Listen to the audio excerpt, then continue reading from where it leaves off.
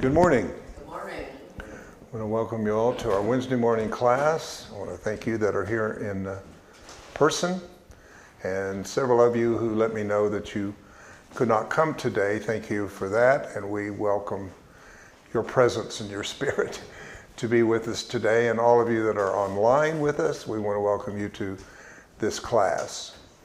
This class is something that is very part of my passion of the assignment in which I feel I've been given. But it's not an easy one, and sometimes they aren't easy to pierce the veil between us and truth. And the world has put a veil over our minds. Religion has done its part, especially to put a veil over the fact that we more look at spirituality through dogma and doctrine of man rather than direct truth. And that's really the deep yearning, I think, of each soul that is on a spiritual path, whether they are conscious of it or not, is to know the truth. This whole journey is a quest of seekers. The people that are more drawn to what I have to say and the ministry I've been given are people that's been seeking most of their lives. I do not appeal to babes in Christ. There's plenty of churches for that, and I honor that. I honor those that are just brand new. But you, as myself, who have always questioned and have always been seeking for the truth is. And if you guys could put away your phones if you don't need them, I'd really appreciate it today. Unless it's an absolute emergency. So anyway, today, and every time I try to do this, I feel a resistance, which tells me I'm probably on the right track. When you start thinking of exposing the God of this world, the God of this world is still pretty much in control of this world, and therefore has the power to try to hinder the exposing of this lie. It's what it is. It's a lie.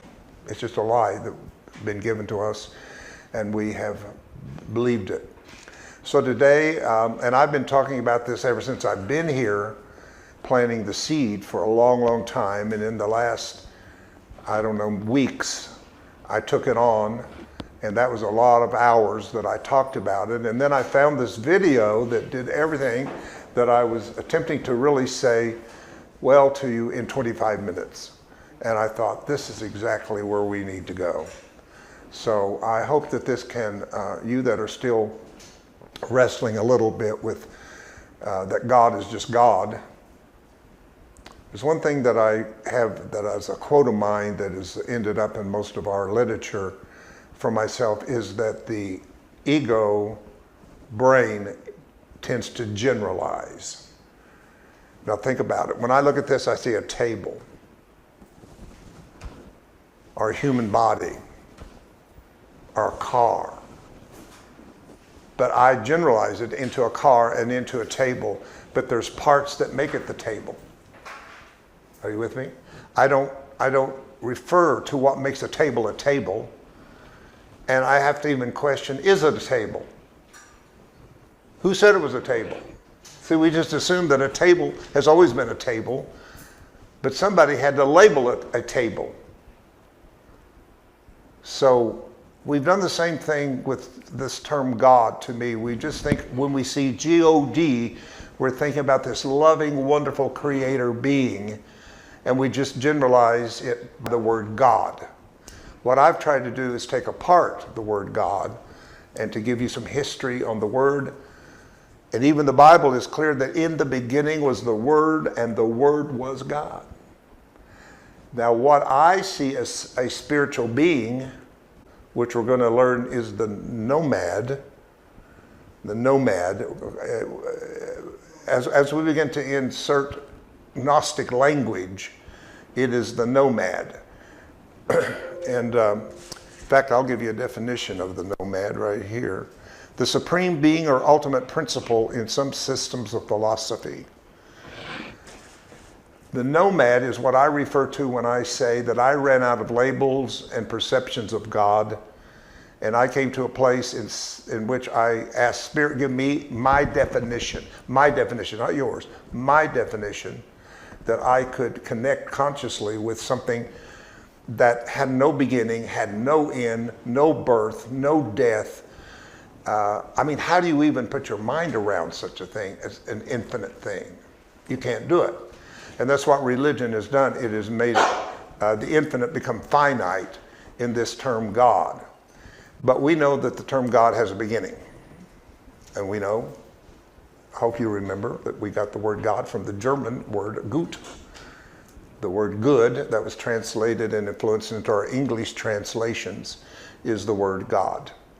We know in the Bible that that's not the original word, that it came from Hebrew, which is Elohim.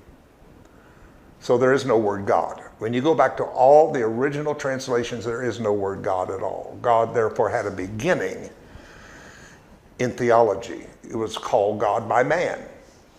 See? And we've kind of fallen on that level somewhat to follow this idea. But here's the definition, and I've given it to you hundreds of times. That what I see as this nomad for me is a spiritual being that I cannot define, has no local place in time or space, but it is a field of consciousness interacting with itself. That's my definition I got. I would ask you to get you one. Every one of you needs your own definition of what is it you're meaning when you use the word God. Now, first thing you might think that you're being spiritual about is say it's a spirit. Well, what does that mean? Are you using spirit from a religious connotation, which there's many, many ways of looking at spirit through different religions? Some people feel the Spirit, some people are the Spirit, some people are seeking to be the Spirit. All kinds of things are going on there that is continuously dividing us into all these different religions and denominations and all these different man-made pathways that we have pretty much fallen to. So, I believe, in my definition, that we are the consciousness it's interacting with. It's interacting with itself as it individualized itself. So we're not all of it, but we are the individualization of it with the all that it is. Did you get that? So I cannot say I am God and mean all me. I can say that I'm a spark or individualization of God. And against the most simple way of saying that is the ocean water can say it's the ocean, but it can't say it's all the ocean. But if you would take that ocean water in a bucket and break it down, it would be everything that the ocean is. So you could say in quality they're one, but not in quantity. And that's important because and I've told you, this is where this "Ye are God's" message has messed up for centuries. It's been around for a long time, but once the ego gets a hold of that truth and it makes you think you're separate as a God, that's a house of cards, it all. And I don't want that to happen to us here. I don't want that to repeat of the fact that when we discover our own identity, we make ourselves a God unto ourselves. That's where community comes in. That's why we need to come together, because every spark, every individualization of God that comes together creates a great symmetry or a great synergy of presence. And that's what the world needs, right? It's the only thing that's going to change the world. The only thing that's going to change the world is the fact that enough of us realize we are the individualization of the real true source and come together with that to create this energy, this presence to a critical level that it causes it to shift. So anyway, we're going to show this video and then we'll discuss. So the new words are monad, which means that which I cannot explain, that which is not local, that which is not beginning, that which is not an end, is referred to as the monad. That is the true God. So when you hear the word nomad, you know that you're hearing a word that represents what God is beyond our human intellect. See, gnosis is not about human intellect, it's about divine mind manifesting in our intellect.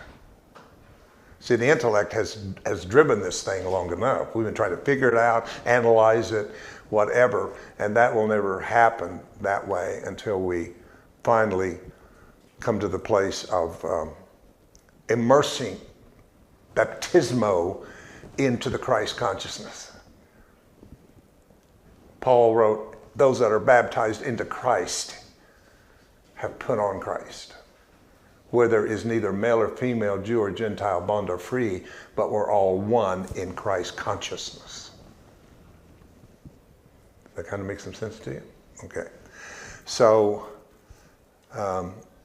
let's just show the video and then we'll. The other ones are going to hear the demiurge. Yeah, the demiurge, D-E-M-I, demiurge, is referring to the God of material, the material world, or known in the Bible as Yahweh, the Old Testament God.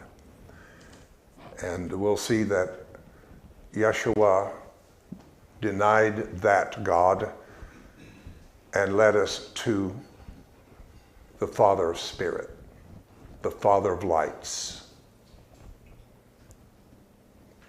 And we'll talk about that after the video.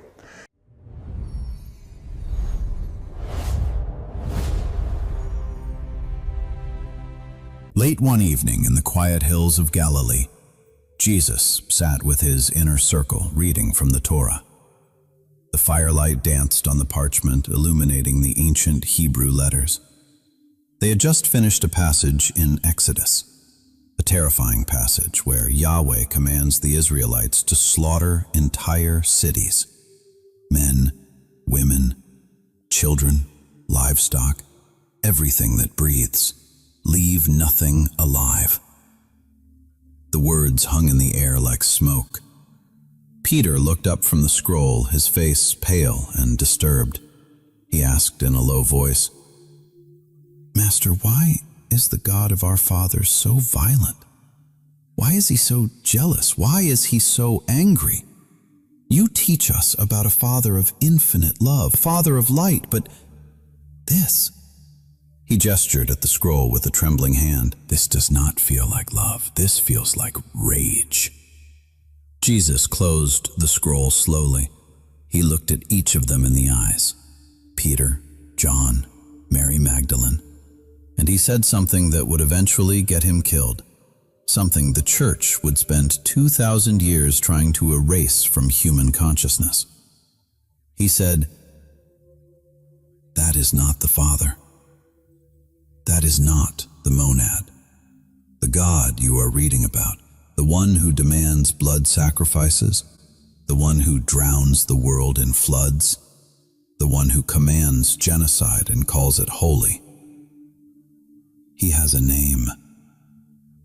Yaldabaoth, the demiurge, the chief archon, and he has been pretending to be the Most High since the beginning of this realm." This teaching never made it into the Bible. When the church compiled the canonical texts in the 4th century, they removed every reference to Jesus exposing Yahweh as the demiurge. They burned the Gnostic Gospels. They hunted the teachers who preserved the distinction, because they knew the danger.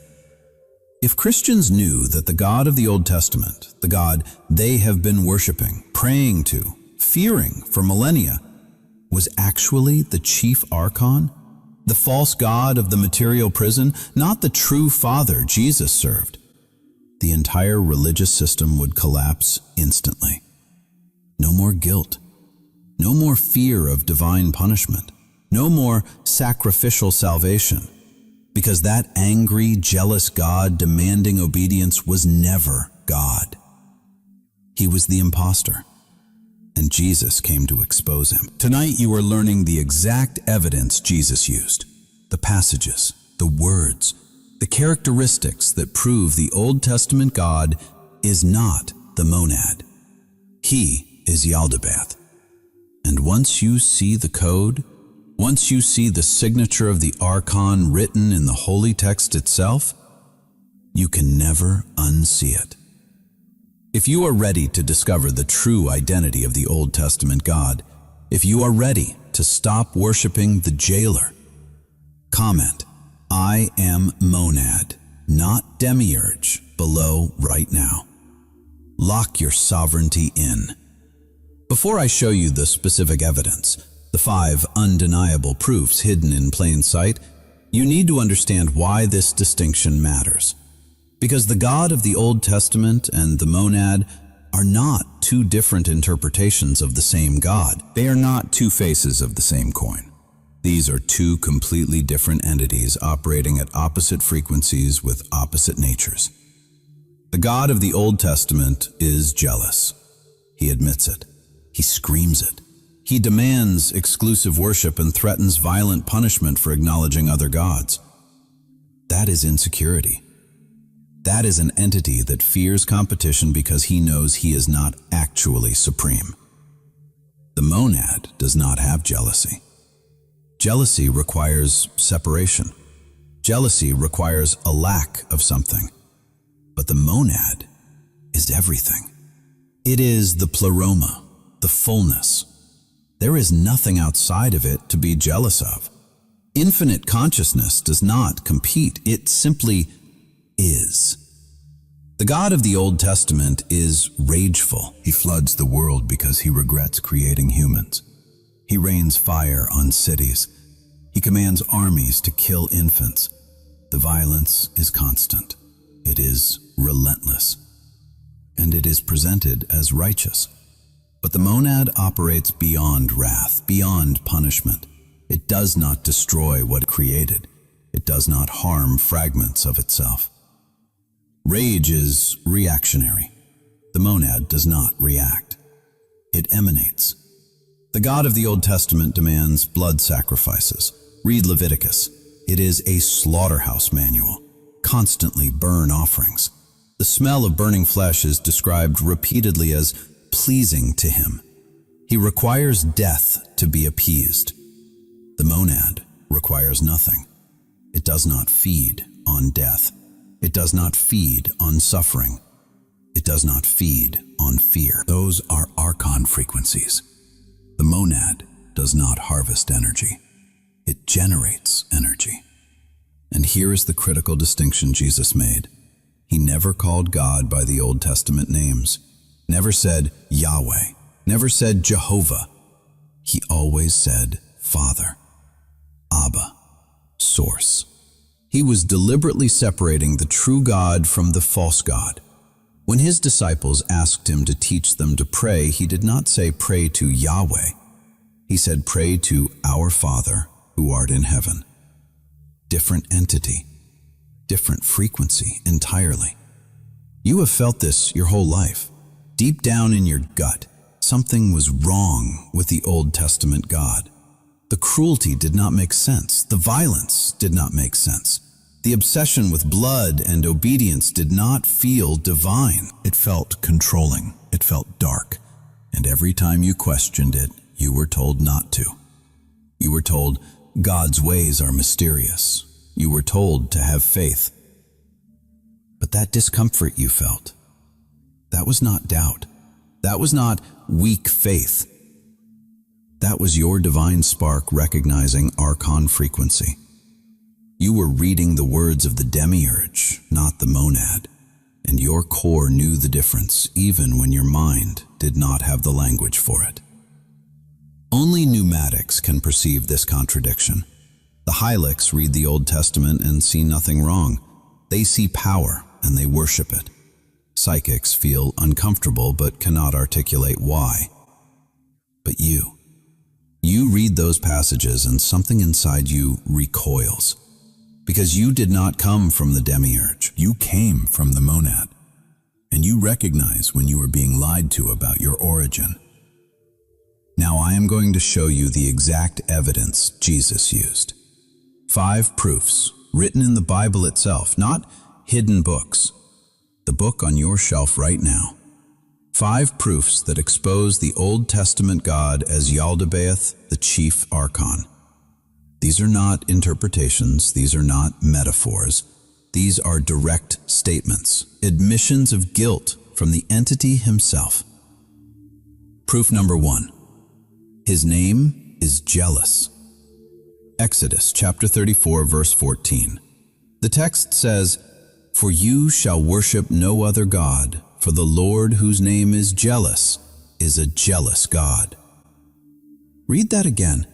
Whose name is jealous. The entity does not just feel jealousy occasionally. Jealousy is his identity. His name is his core nature. And jealousy is not a divine attribute.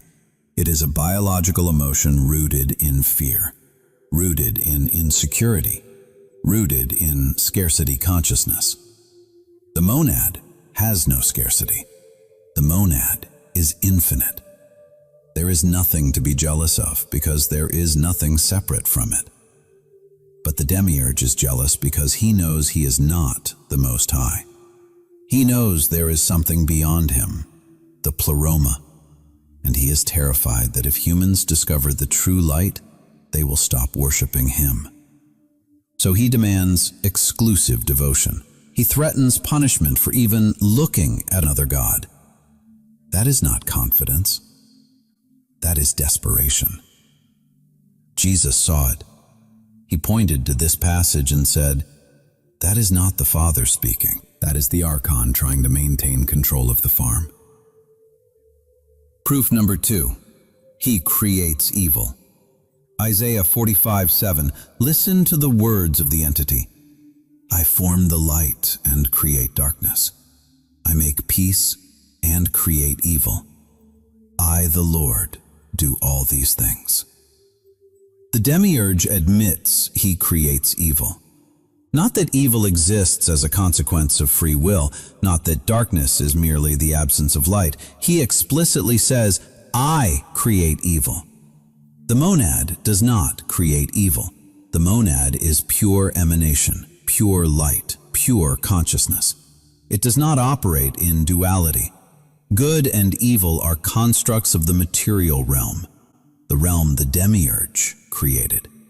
And here he is confessing that he is the architect of both sides. He is the one maintaining the system of opposing forces. Light versus dark, good versus evil, God versus Satan. All of it designed to keep you trapped in conflict, in judgment, in the belief that you need to choose sides in a cosmic war. But Jesus taught, there is no war in the monad. There is only unity. The demiurge created the illusion of separation and then offered himself as the solution to the problem he created. That is the con.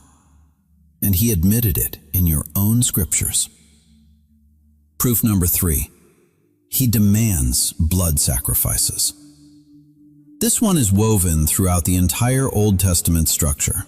Leviticus is essentially a manual for ritualized animal slaughter. Specific instructions on how to kill, how to cut, how to burn, which parts go to the priests, which parts get offered to God. And repeatedly the text says the smell of burning flesh is pleasing to the Lord. Pleasing. He enjoys it. He requires it for forgiveness, for favor, for covenant.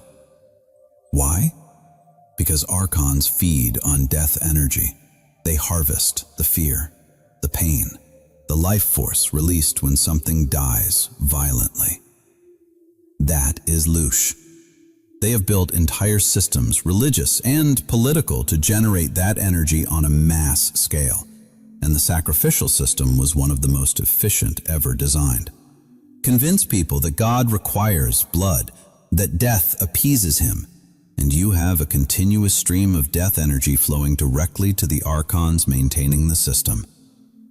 The monad does not need blood. The monad does not need anything. It is self-sustaining. It is infinite, but the demiurge needs energy from this realm to maintain his power here. And he set up religion as the harvesting mechanism. Jesus abolished sacrifice.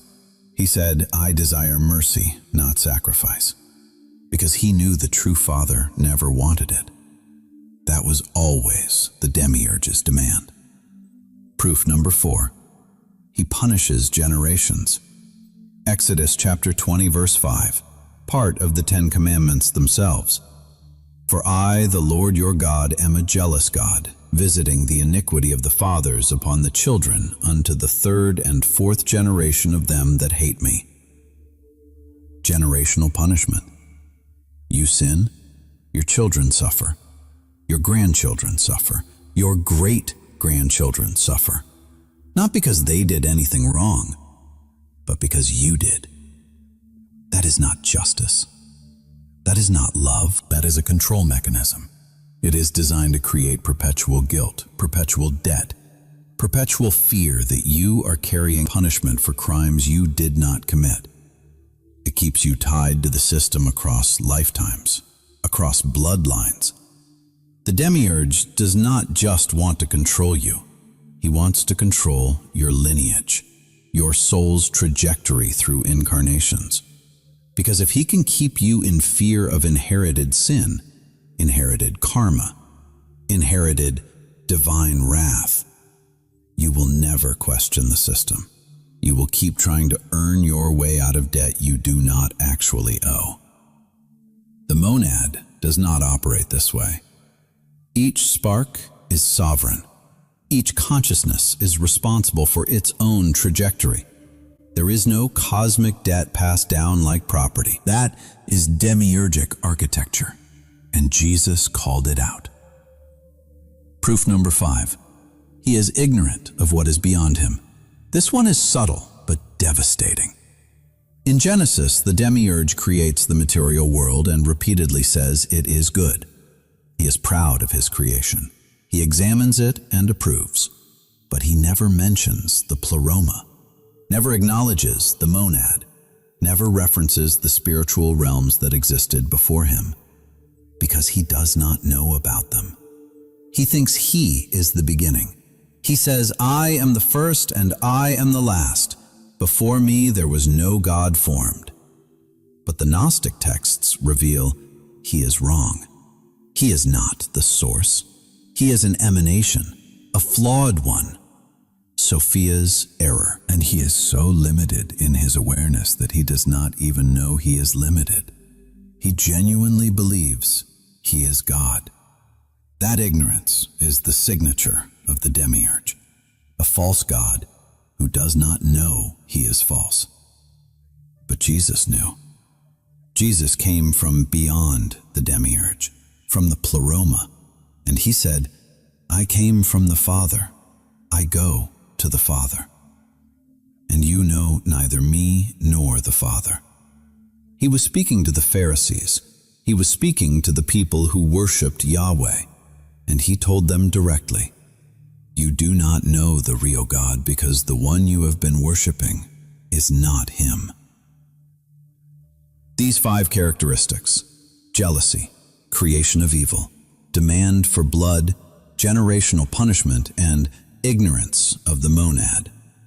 These are the signature of Yaldabaoth. The Gnostics called him Saklas, the fool, Samael, the blind god, different names for the same entity. The ruler of this material realm who trapped divine sparks in flesh and convinced them he was their creator. And Jesus came to tell the truth that God is not God. He is the Archon, and the Father, the real source. The monad is beyond him. Always was.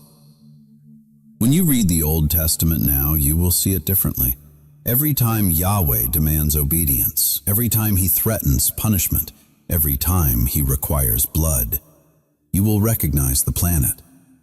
That is not the voice of infinite love. That is the voice of the demiurge, maintaining his control system. And you are not subject to it anymore, because you know what he is. Jesus did not just expose the demiurge and leave his disciples confused. He gave them a clear distinction, a test, a way to know instantly whether they are dealing with the true God or the false God. Listen to this test. Any teaching, any voice, any religious system that operates through demand, threat, and control, that is demiurgic. Any teaching that says you are divine already, whole, already connected to source, just temporarily asleep, that is monadic truth. He said the true Father does not demand, does not threaten, does not require anything from you. The monad simply is, and you came from it. You are not separated. You are not fallen. You are temporarily experiencing separation so you can remember unity. That is the test. If a God needs your worship, your obedience, your sacrifice to maintain his power, that is the demiurge. If the divine presence reveals that you are already it, already whole, just remembering that is the monad. One system says you are broken and need fixing. The other says you are divine and just need waking. Jesus taught the second. The church built religion on the first. And here is what happens the moment you recognize this distinction. The guilt lifts immediately.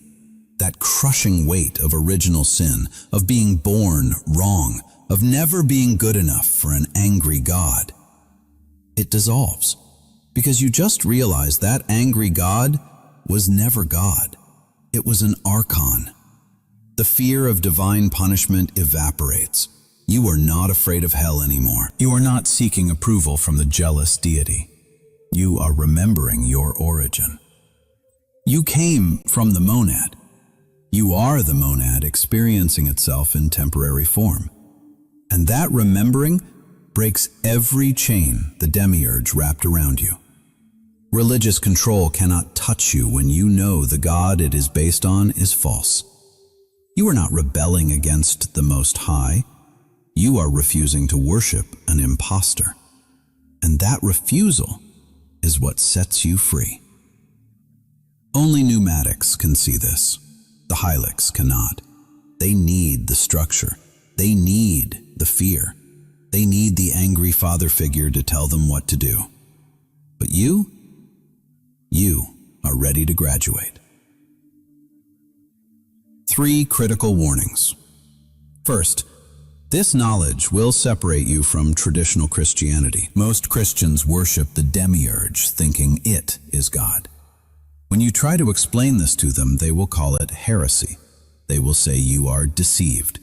They will quote scripture at you, not realizing those scriptures were written by the very system you are exposing. Do not force this teaching on anyone. It finds those who are ready. Second, recognizing the demiurge does not mean you reject the entire Bible. Jesus' teachings are still there. The Sermon on the Mount, love your enemies, the kingdom of God is within you. Those are monad teachings embedded in demiurgic texts. You just read them now knowing Jesus was revealing the Father against the false God. And third, the demiurge is still the ruler of this material realm. Recognizing him does not remove his influence over governments, over economic systems, over the structures of control in this world. But it removes his influence over you internally, because you stopped worshiping him. You stopped giving him your energy, your fear, your obedience. And without that, he has no claim on your consciousness. This is the teaching the church feared most, not that Jesus performed miracles, but that he exposed Yahweh. Because if Christians knew this, if they understood that the jealous, vengeful deity demanding blood and obedience was never the true Father, the entire religious system built on fear and control would collapse overnight. You do not need to appease an angry God. You do not need priests to intercede. You do not need rituals or sacrifices to earn favor, because that God was never God. He was the archon, and the real God the monad, the Father, Jesus, actually served, does not need anything from you. You came from it. You are it, experiencing itself in temporary material form. And the moment you recognize that, every religious chain breaks. You are not saved by believing the right doctrine. You are free by remembering your origin. If you are recognizing the demiurge tonight, if the veil is lifting, do 3 things right now. First, comment, "I am monad, not demiurge," below. Declare you see the distinction. Claim your true identity. Second, subscribe to Divine Codes, because advanced teachings on exiting demiurgic control systems and accessing direct monad consciousness are coming. Third, like this video, so other chosen ones discover the truth about the Old Testament God before this knowledge gets suppressed again. Do all 3 now. Your declaration matters. Then tonight, read the Old Testament differently. Every demand for worship, every threat of punishment, every blood sacrifice described as pleasing to the Lord. See it for what it is. The demiurge maintaining his harvest system. The chief archon pretending to be the Most High. Jesus came to expose this. The church tried to hide it for 2,000 years. But you know now. The God of the Old Testament is not the Father. He never was. You are monad. You are not demiurge.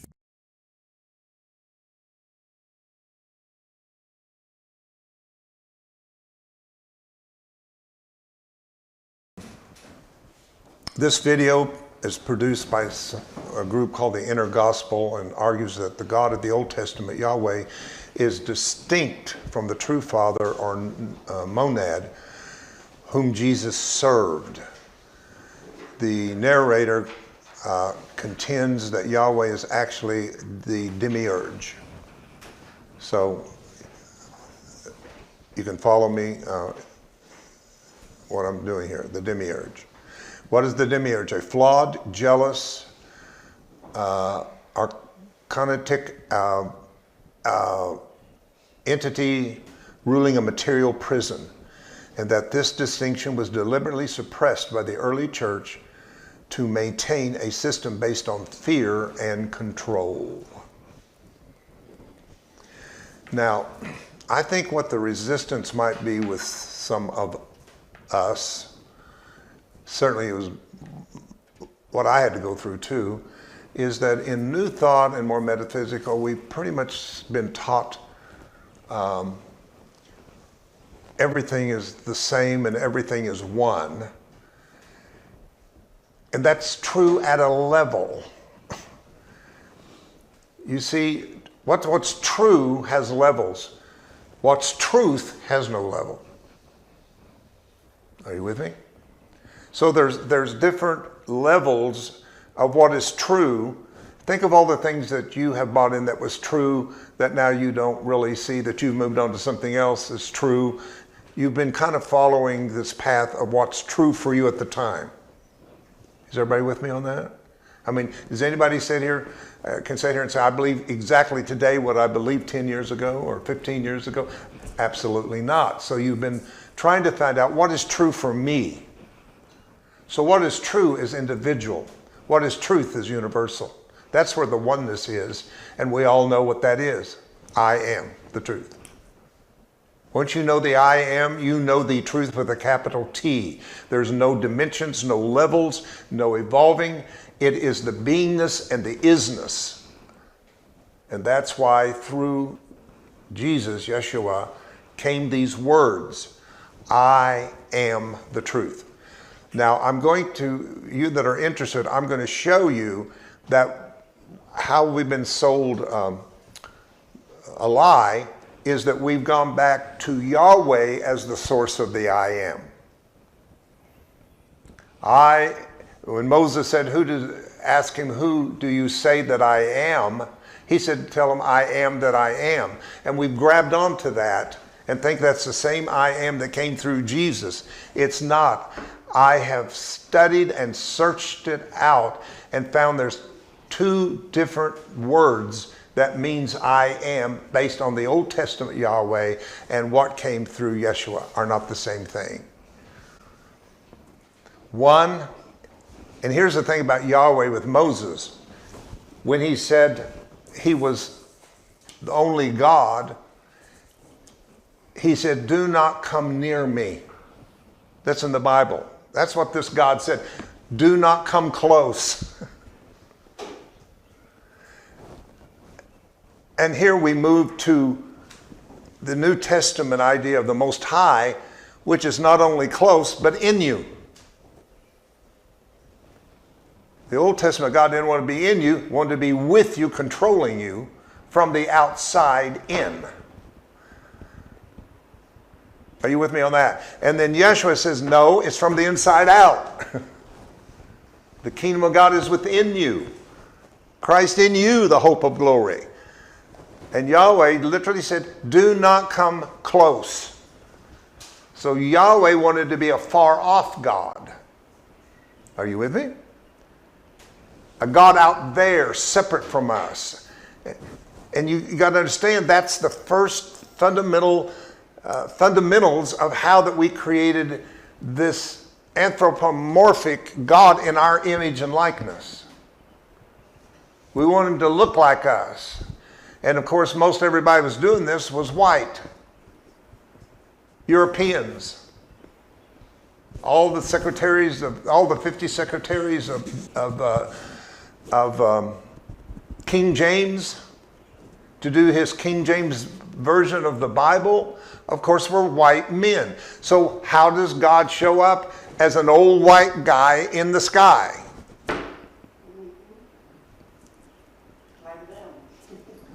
Which is the origin of racism and every ism that we have. This is where the feminine got put aside.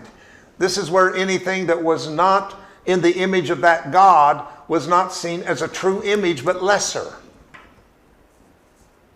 And it's still alive today in nationalism. In Christian nationalism, white nationalism, they want to bring it back to that image of the old white man in the sky Christianity. So this all starts back right in their own Bibles, if they would read it, to where we got off the path toward awakening. And their dogmas and doctrines was made to keep us asleep in the illusion of separation. And it's done a really good job, except really what's going on is a shaking is going on. This is why you hear this generation and it doesn't matter what age, but there is something going on where people are being shaken awake enough to realize they don't want to follow that path of religion and they want to be more spiritual. That's the language today that's out there. I'm not religious, but I'm spiritual. So that tells me that people are awakening out of religion and now they're ready for their spiritual path of recognition what they have forgotten.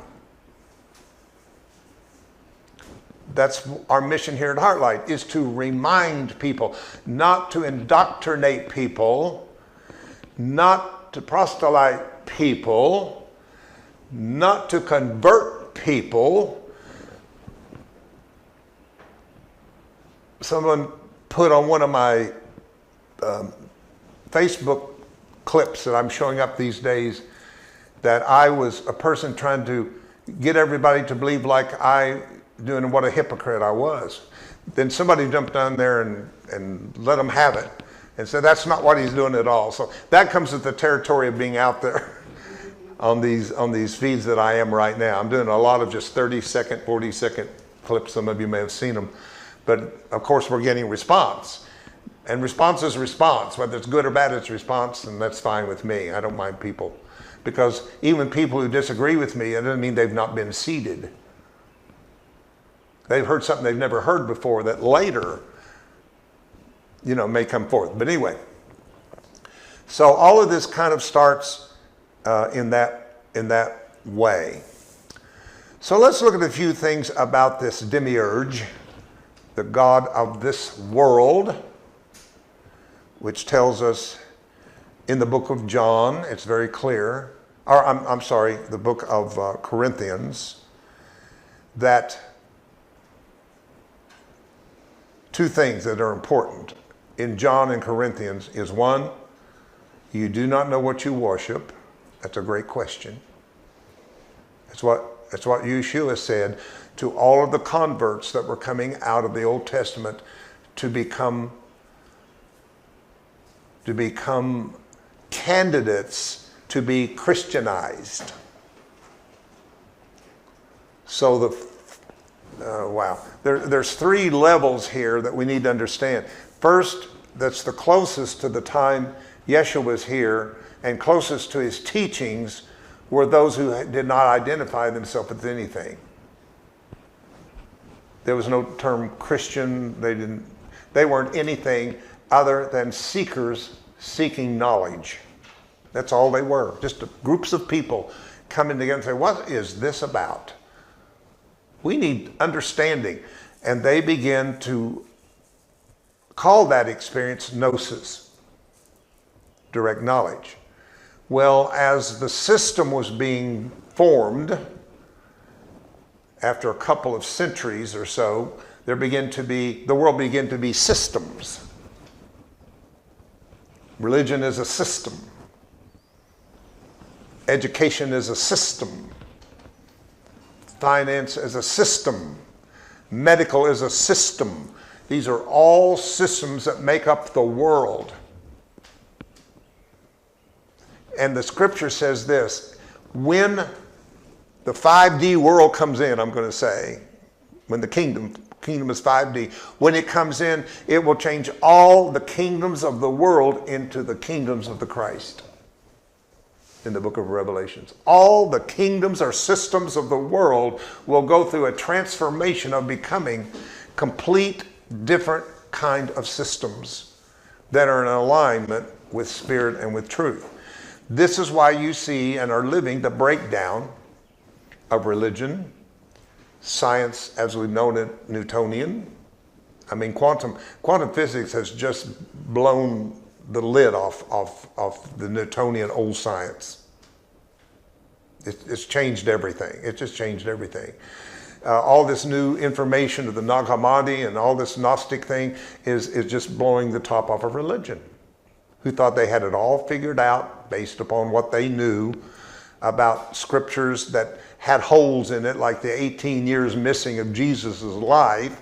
You know, they apparently don't think that's important at all to know what he was saying from 12 to 30 years old. So there's a big old hole there, and the ego goes, wow, there's a space I can fill with illusion.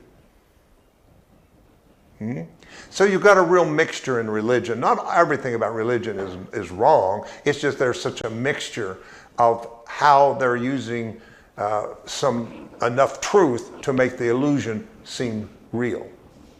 You got to have, if you want to make your lie believable, add a little truth with it.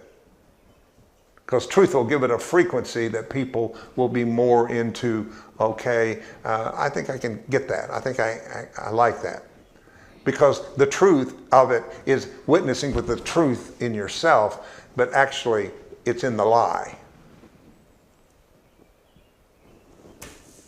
So, a lot of things have been built upon the lie. The Bible says every man's a liar, only God is the truth. So, I hope you're with me. What I'm trying to show. So, the I am of Yahweh is not the I am of Yeshua Jesus. The word is Emi, E-M-N-I, I think it is, something like that. And it's totally a different meaning than the one that says I am. I'm far away. Don't come close to me. You might find out who I am, so I'll be whatever I want to be. That's what that I am means. It doesn't mean I am that I am. It means I am that I choose to be to you. Yeshua exposed the true I am that we are all trying to connect to and whatever. So here's the first group out of the Gnostics that come to become what I call candidates, initiates for the Christianity that's coming. Because you understand, it's 2 more centuries before Christianity is organized into an institution. Is in the 4th century. In the 4th century. Around 325 and all of that, when a bunch of people came because they were ready now to create spirituality into a system. So they didn't know what to do with all these people that are trying to get direct knowledge. All these Gnostic people are out here seeking. They're not looking for a building for a church. They're just meeting wherever. They're not looking for institutionalized spirituality. They're not looking for a place. They're looking for knowledge directly to understand. Why is there light? Why is there darkness? Why is there good? Why is there evil? Why is there life? Why is there death? That was innate in the human mind. Why is it this way in the world?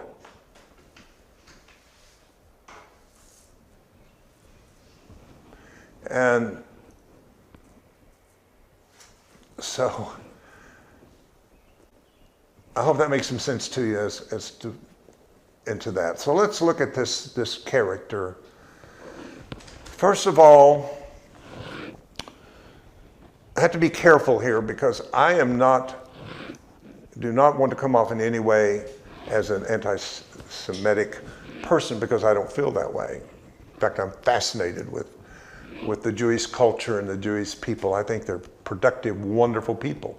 So I'm not coming at it that way because that's different than Israel. This is another confusion. We think that all Jews are Israelites. Well, they are, but not all Israelites are Jews.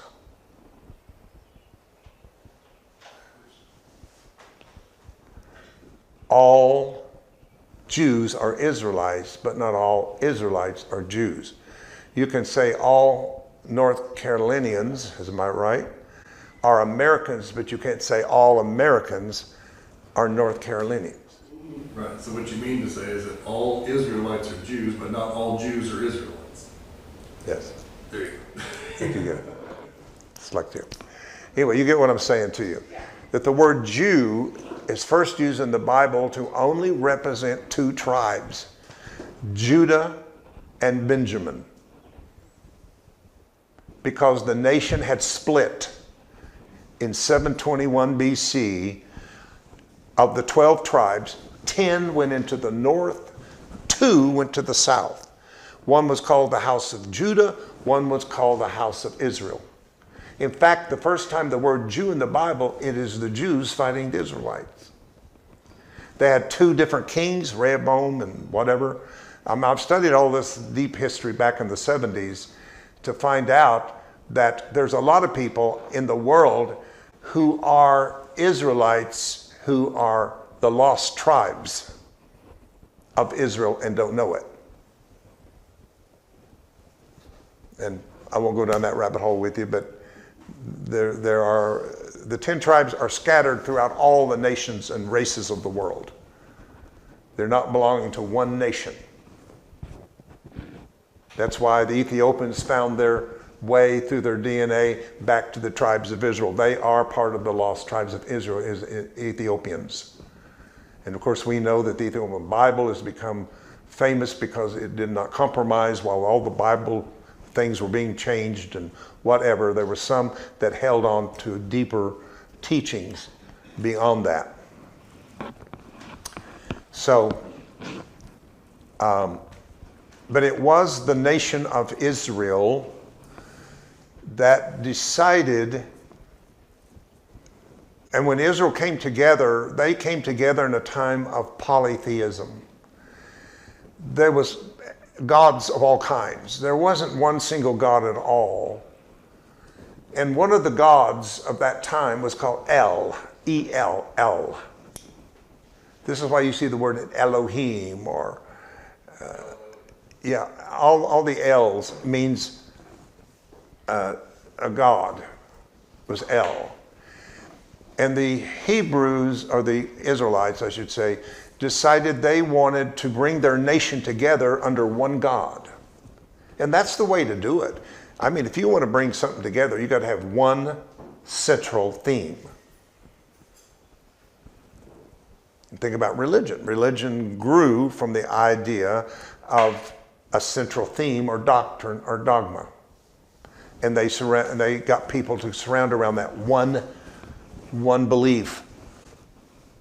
And then they were named Baptist and Methodist and Presbyterian and Catholic and Pentecostalism and whatever. Any denomination that is organized is a part of that process of people gathering themselves around a belief that wasn't exactly seen as the same in this other group.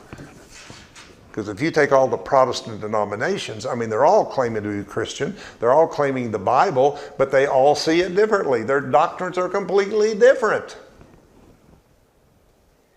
Why do you think there's so many different churches to go to on Sunday morning? Because of all of the diversity that's built around one single belief system. Now, there's a word for that, cult. So if anybody in your group or family is calling you, you're in the cult, you let them know you're out of the cult into HeartLight. So you've moved out of the cult into the occult. Let us be proud of the word occult. It's not a horrible word. The trouble with it, it sounds too close to a cult. That's the only problem with the difference in a cult and occult. Occult just means hidden, secretive, metaphysical, spiritual application, hidden code. I found Jesus to be very occult when he said things like, I'm going to give you a story in a parable, but that's not really what I'm saying to you. I'm going to hide it in it. That's what he said. He said, my words are in the parable. I'm going to keep it in the frequency, because they won't mess with the frequency, but they'll change the wording. But somebody will come along in a time in which vibration and frequency start showing up, and they're going to start matching the frequency that was hidden in the written letter of the word. And that's what I minister and have for 60 years, is I have tapped into that's in the written letter of the word.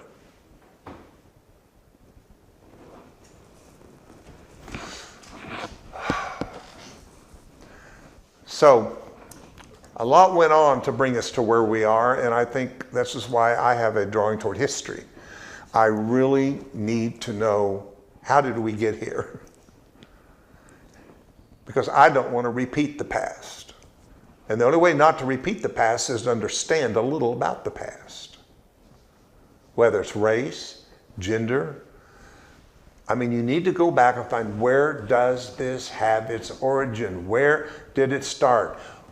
Where did slavery start? Where did the idea of white supremacy start? You know, I've tried to find out some of those things. I mean, there's so many people out there that believe that when it says Adam, that Adam was a white man.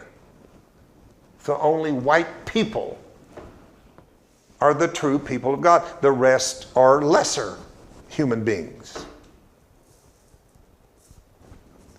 And you can think it's not out there, but it is. And it's wiggled its way of the serpent in the mind all the way up to today. And this is why we've not solved these issues, because we've not put the axe at the root of the tree. Mainly because people don't want to talk about it. And that's the first thing. It's got to have communication. It's got to have honesty in that way. So, the Israelites said, let's give it to God. They chose Yahweh, or it was El, but they chose Yahweh. This is the one and only one. They made it become that. It didn't make them become that. They made it become that. So here's some things I want you to look at on your paper. In Exodus 34:14, God refers to my name is jealous. The video argues that a truly supreme infinite monad would not experience jealousy, which it describes as an emotion born from scarcity and insecurity. In other words, do you want to plug into a God that's insecure, who believes in scarcity? I don't. Isaiah 45:7, this God is very blunt to say, I create darkness, I create evil, I create all things that are good, bad, and evil, contradicting the nature of the monad, which the video defines as pure emanation and consciousness.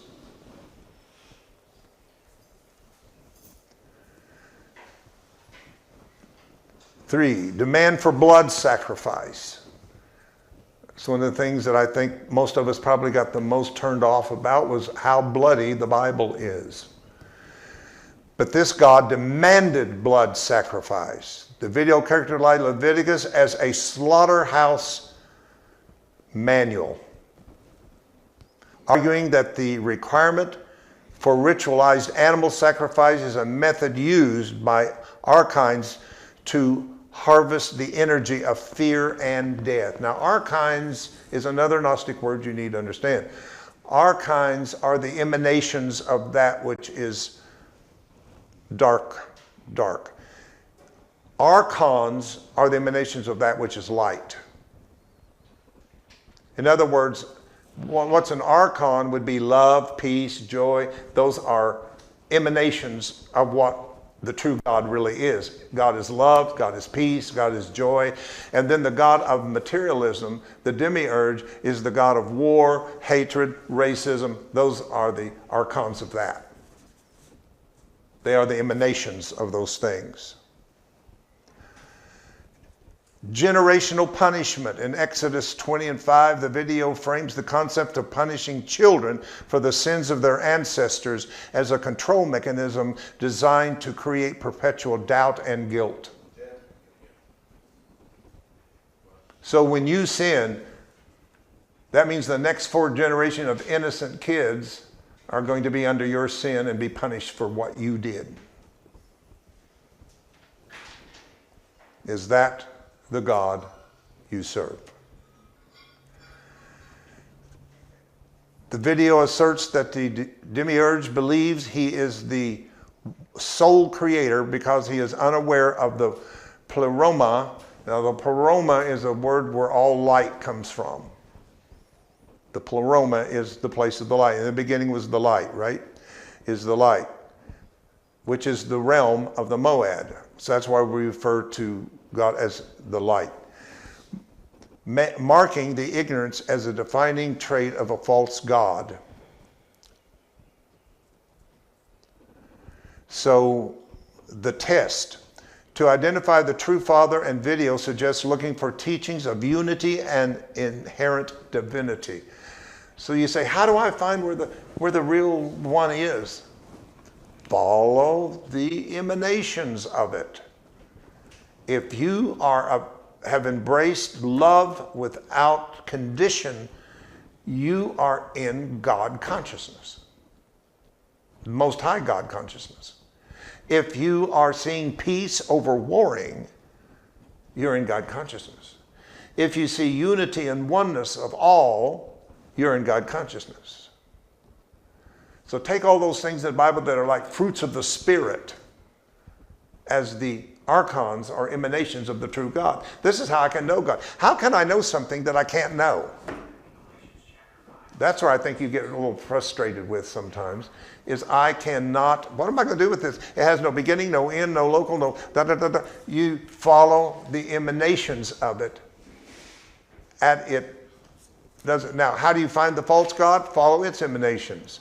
Racism, hatred, war, all those kind of things that we see as shadow issues will lead you to know the difference between this polarity that I've embraced. I've not embraced separation, but I've embraced polarity. Right and left, light and darkness, And yes, I've embraced a certain evil. I do not think evil has an origin in the truth, but I think it has an origin in people. What is evil in this world is a projection of a part of the collective human consciousness that has still not been awakened to the light. Spiritual sovereignty. The narrator encourages viewers to recognize the distinction and dissolve feelings of guilt and the fear of divine punishment. This video that we were going to see asserts that once we have realized there is a spark of the monad trapped in material form,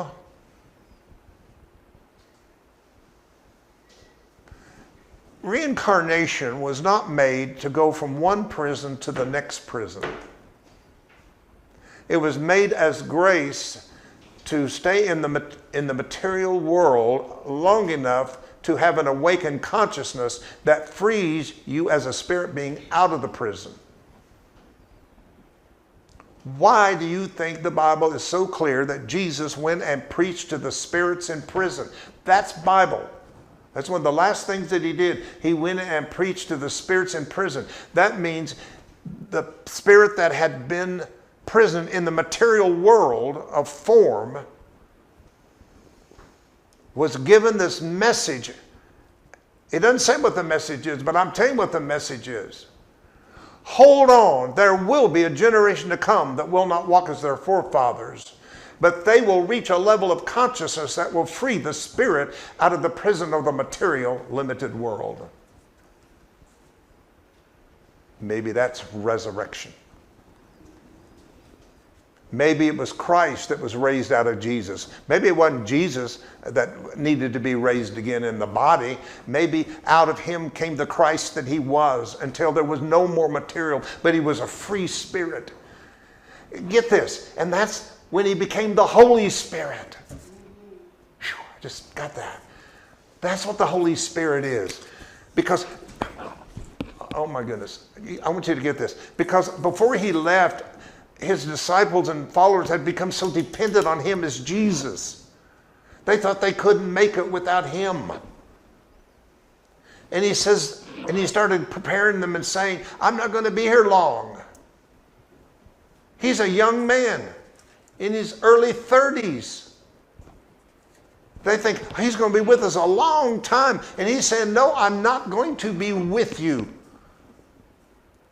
I'm going to leave. And they're going, oh no, you can't go. We're not going to make it without you, Jesus. We can't make it without you, Jesus. But you see what he was doing when he was resurrected into the Christ out of the man. In other words, Christ was free. Christ was no longer an imprisoned consciousness. It was now free. And the message was, whosoever will, let them come and drink. If you're thirsty, you can have water. If you're hungry, you can eat a bread which comes down from heaven. Sorry, I get passionate about this. That's the message I've never heard preached in a church. He's telling them, it's free now. The spirit is free to get out of prison. You don't have to keep coming back and back and back and back. Jesus really did not promote reincarnation as an end to anything, but it was a means to his message. Once you heard his message, you could be free from the cycle of reincarnation completely, because you no longer need to come back into another prison. But now the body can be changed into something different. See, the body that wasn't meant to be a prison house like the demi-merge made it to be. It was actually being made as a density of energy spirit to manifest itself as the most densest levels and frequencies of the world of matter. Course of Miracles got it right. It says, the Course of Miracles is not huge on the body at all. It does not embrace the body, but it does say we really can't use the body as a tool for communication until communication is.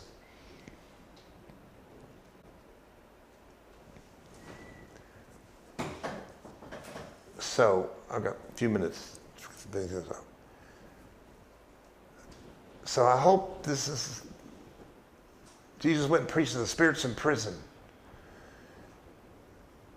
And then he picks up, I see a generation.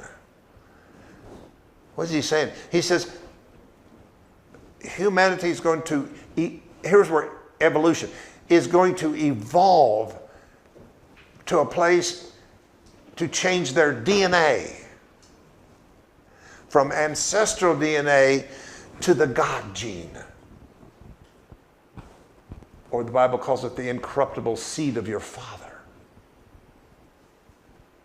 That's planted in your DNA. But you know what? In the wisdom of everything, it kept it in the etheric, not in the physical. Because they knew that they were going to learn how to manipulate physical DNA. So it hid its own gene, logos, in the etheric part of the DNA. That's why when we used to teach DNA workshops and do DNA, we were very clear to say these tuning forks are not for physical DNA, they're for the etheric level of DNA. Remember, anything in the physical is not cause, but effect. And that's been the failure of the 3D world.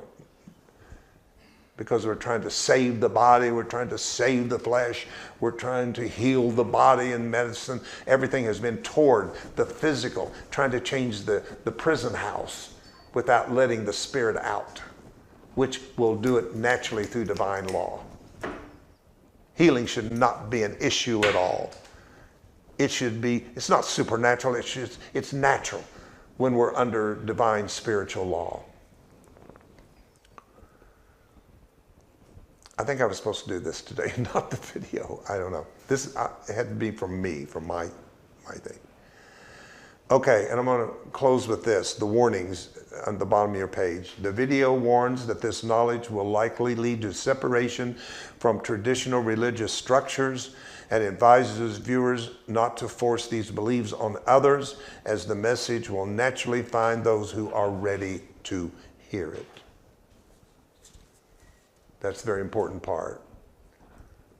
I have never tried to preach this as a truth you need to embrace.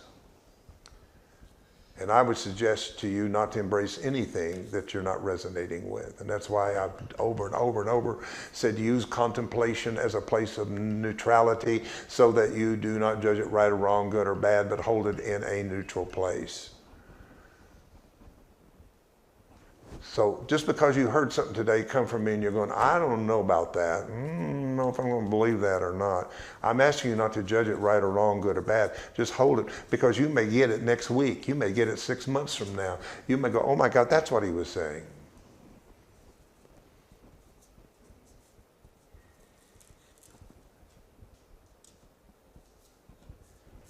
So I didn't ask for this directly, but I did ask for it when I said yes. When I started my ministry, I said yes to whatever is true and the truth. I said no to the religion that I could have flourished in. I said no. I said no to my uncle, the overseer and presbyter of the largest Pentecostal denomination. I said no to my aunt that was a pastor. I said no to my family. I said no to everybody that wanted to keep me in my prison of culture, my prison that I was born in. We're born into a prison. You really are. I mean, you're born into your culture, your race, your denomination, your religion. That's what you're born into. And that's where your spirit gets trapped.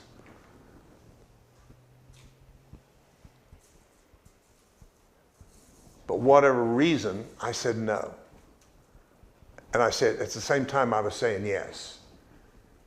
Yes, give it to me, whatever it is, however it shakes my world.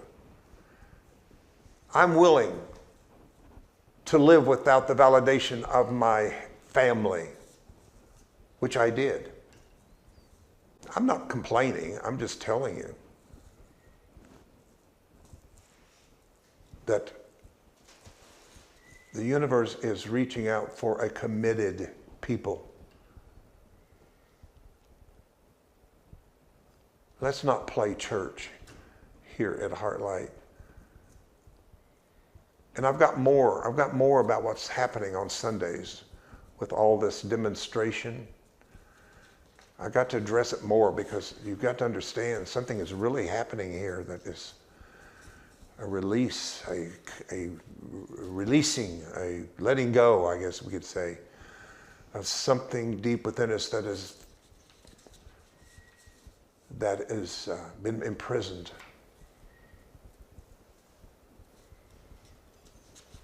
For the Spirit of the Lord has come upon me to set the prisoner free, to proclaim the light in the day of the true God, it says.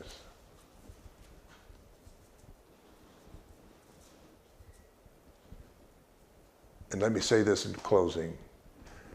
You that want to see a new earth, you that want to see new systems, you that want to see the issues of racism and sexism and every ism that separates us on this world, you're never going to have it until you're plugged into the right source.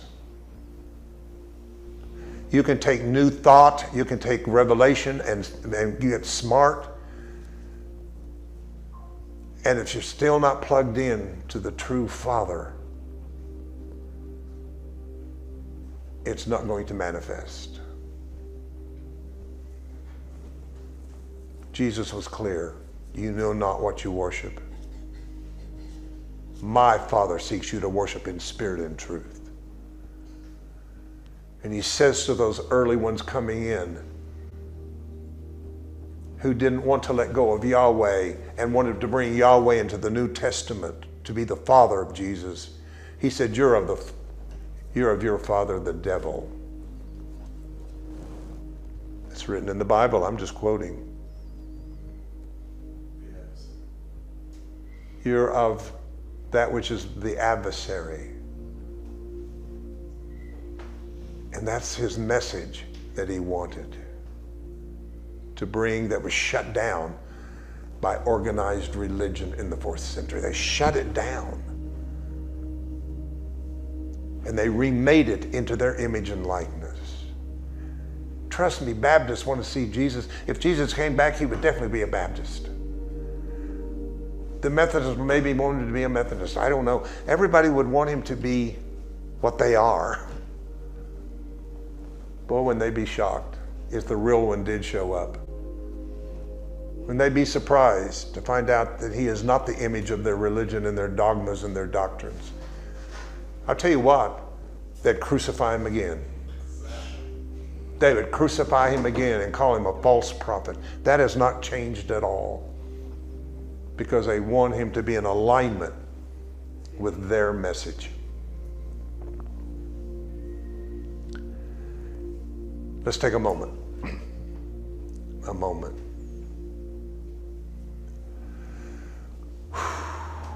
Take a breath. Breathe, breathe. I want you to connect to the intent of your heart. What is your intention to be on this path? How committed are you? How willing are we to let our very world to be rearranged and changed, and our relationships to everything in this 3D world to be changed and pull apart as we go into new patterns of light and truth? Holy Spirit,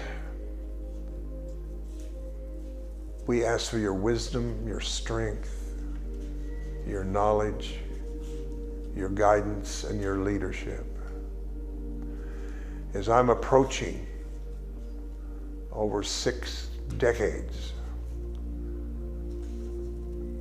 of an intention of serving the truth, and know that by third dimensional time and space, that may not be forever. I ask you to help me to fulfill my mission and my purpose to why that you put this blessing and anointing upon my life at such a young age. That you have given me HeartLight as a sounding board to speak those things that are seen as controversial and challenging to the part of our religious mind that hides in the shadow of our unconscious, that only think we came out of but hasn't come out of us. We ask for your leadership. Any divine angels, guides of 100% pure light that has been assigned to this property, to this space, we call upon you for your guidance and wisdom. To draw here who is supposed to be here, who's ready to hear, as we do not seek door to door to fill chairs with bodies of more spirits in prison, but for those who have heard the call, come out of her and be no more a partaker of her sins, her lives of separation.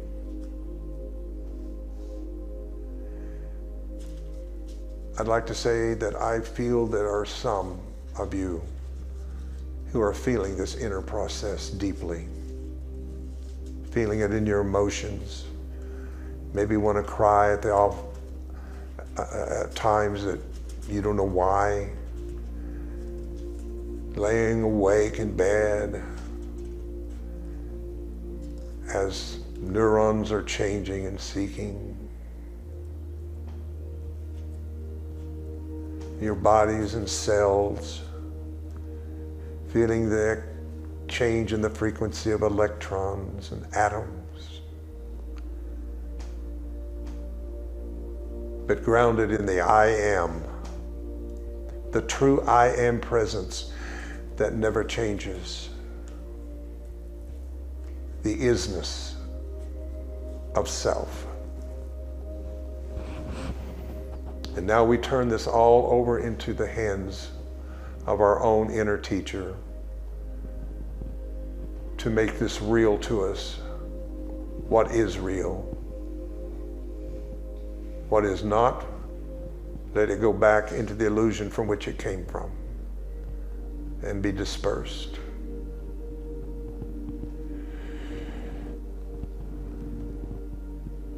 As you focus on your breath and let your breath bring you back into the room when you're ready, you can open your eyes.